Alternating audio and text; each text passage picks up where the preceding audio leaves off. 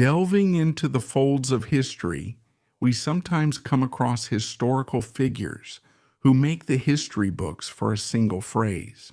In reality, they deserve much more than just a single phrase, but just a few words spoken by this figure are enough to make him essentially immortal. There is a phrase in the German language that has reached us today. It is often translated, and later I will tell you the translation in Italian. This phrase is, "Es ist etwas Furchtbares passiert. Der Führer lebt." The translation is, "Something terrible has happened. The Führer is alive." This phrase was spoken by General Erich Felgibel in the early afternoon of July 20, 1944. We are in Rastenburg, in the Wolf's Lair in the Wolfschanze a few minutes earlier. An explosion caused by a plastic explosive bomb triggered and left on site by Colonel Klaus von Stauffenberg has devastated the conference hut. More precisely, a wooden barrack where Adolf Hitler was holding his usual lunchtime meeting. Stauffenberg has already left, but there are other conspirators on site from what is known as Operation Valkyrie. One of them is General Erich Felgibel, our protagonist today, the one who goes down in history as the Wolf's Lair telephone operator, the one who goes down in history for having spoken those words. Something terrible has happened. The Führer is alive. Today we will delve deeper into his story. Erich Felgibel. Erich was much more than just a telephone operator.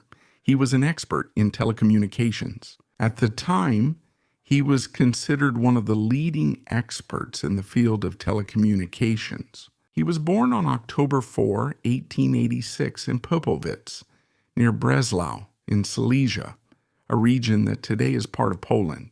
He enlisted in September 1905 as a cadet in the 2nd Telegraph Battalion of the Prussian Army, and it was right there, in telegraphy, that he developed and demonstrated his skills as a communications coordinator. During the Great War, during the First World War, he had already been transferred to the General Staff of the Imperial Army as the head of a communications unit. Felgibel was essentially a man who was essentially a man ahead of his time. He had already understood at the beginning of the 20th century the importance of communicating across the various military units.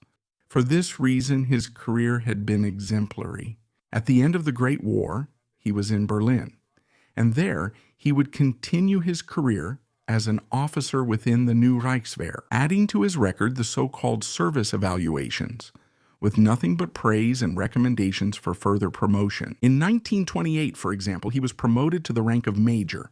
5 years later, on February 1st, 1933, he became a lieutenant colonel. Another 2 years, and he is a colonel oberst. You understand that rising through the ranks in just a few years, without any political sponsors, made Felgibel an extremely meticulous officer in his work and highly respected by his colleagues. It must be said, however, that he was less appreciated by the Nazis. When Felgibel was appointed colonel, Adolf Hitler was already in power. When Felgibel was promoted to major general in 1938, Hitler was already planning the Anschluss, and later the Sudeten operation. Felgibel was no fool. Felgibel knows very well that the Nazis can't be trusted, and Hitler himself doesn't trust him. He acknowledges his great skill. He acknowledges that Felgibel knows how to coordinate communications and choose the right men for the right positions, but he knows that Felgibel is not a National Socialist. He is not convinced by the National Socialist cause. He is not determined to follow Nazism to the end. Hitler knows this, because one of Felgibel's mentors within the general staff is General Ludwig Beck, former Supreme Commander. Removed by Hitler himself for a simple power struggle within the general staff. But it's not just Beck. There's also General Franz Halder, who initially took Beck's place. Halder also has a high opinion of Felgibel. Hitler doesn't know this at that moment. But both Beck and Halder are part of what will become known as the Black Orchestra, a clandestine organization determined to overthrow and kill Hitler. Felgibel comes into contact with the anti-Nazi resistance within the Wehrmacht in 1938, and he has his first opportunity to act in September of 38. when Germany is forcing England and France into a standoff over the Sudetenland. At that moment, before Mussolini calls the Munich Conference, which, as we've already seen in another video you can find on the channel, doesn't really solve anything, but basically just postpones the problem. Stripping Czechoslovakia of a border area, rich in businesses, companies, industries, and also full of fortifications. At that moment, Felgibel doesn't intervene. He could have. But the action plans to overthrow Hitler are called off precisely because of Mussolini's intervention.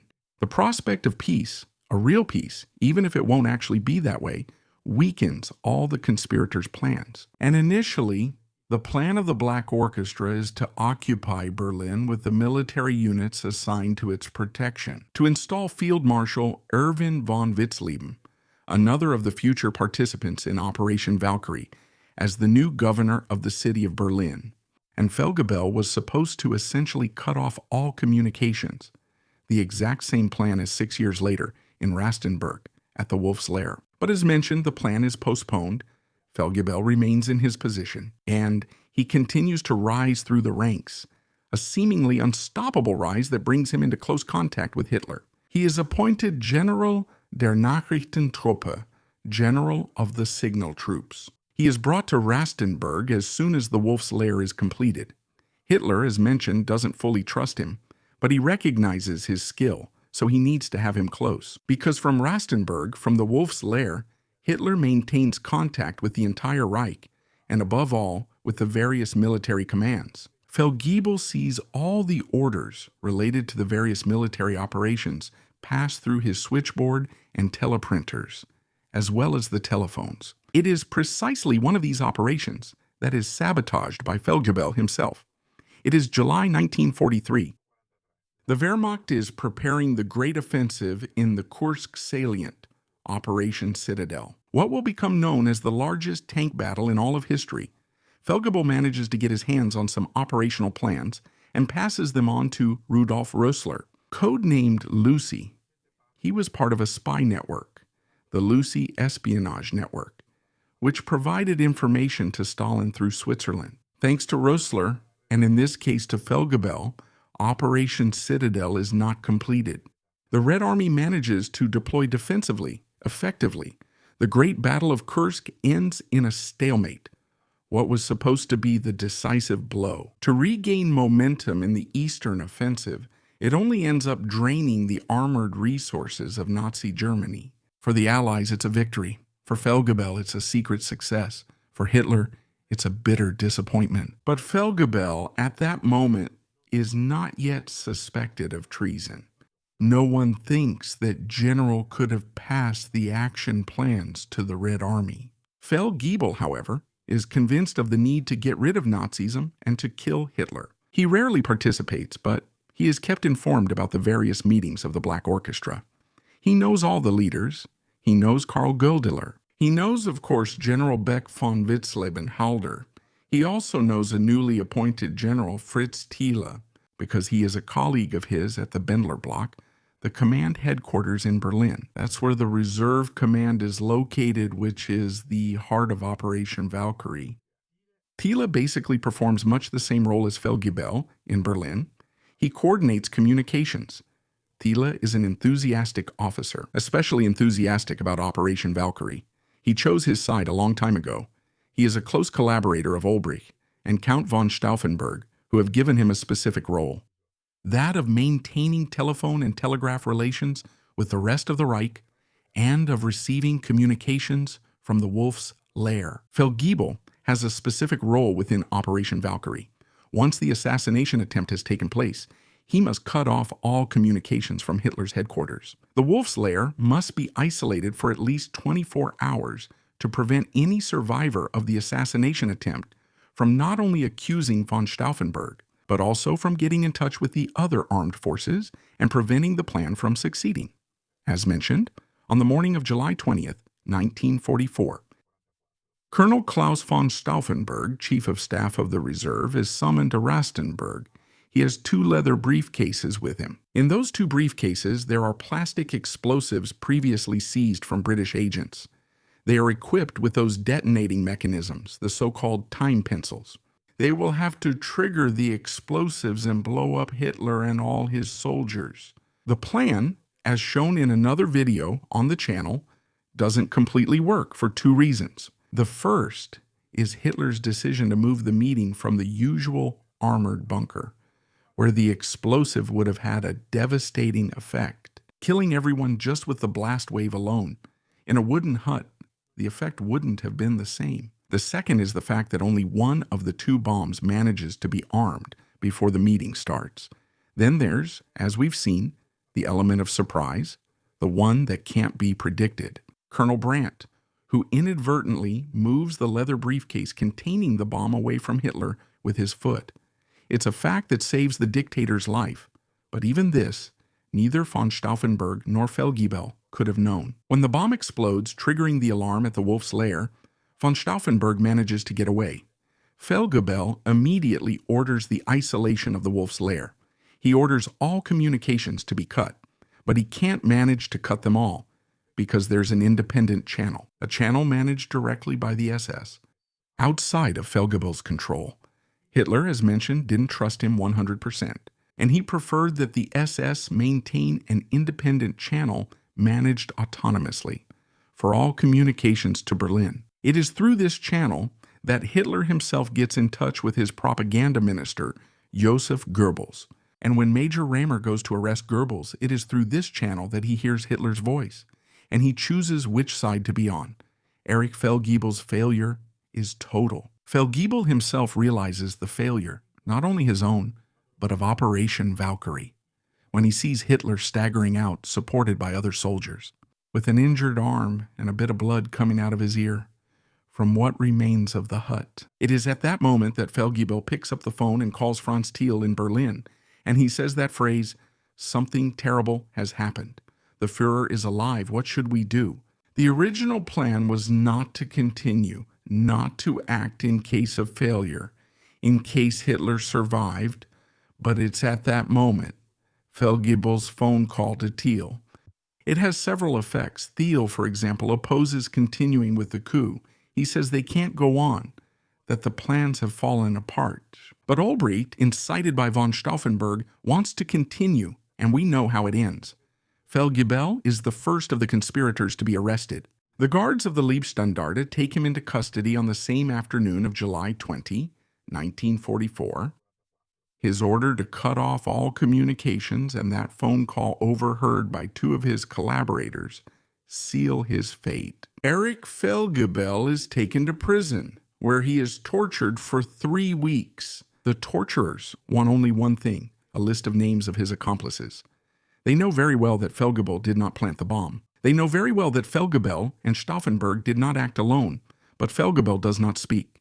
He manages to maintain his dignity, even under torture.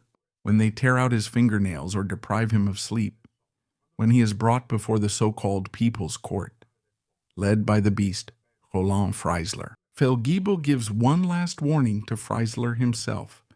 "Hurry up, Judge," he tells him. "Hurry up and sentence us and send us to the gallows, because the risk is that you and all your judges will be executed before us. You might end up on that gallows before I do." Those are Felgibel's last scornful words in front of Roland Freisler, who, shouting on August 10, 1944, he sentences him to death, but death doesn't come right away. Felgibel spends more weeks in prison, more weeks of beatings and torture, until September 4, 1944.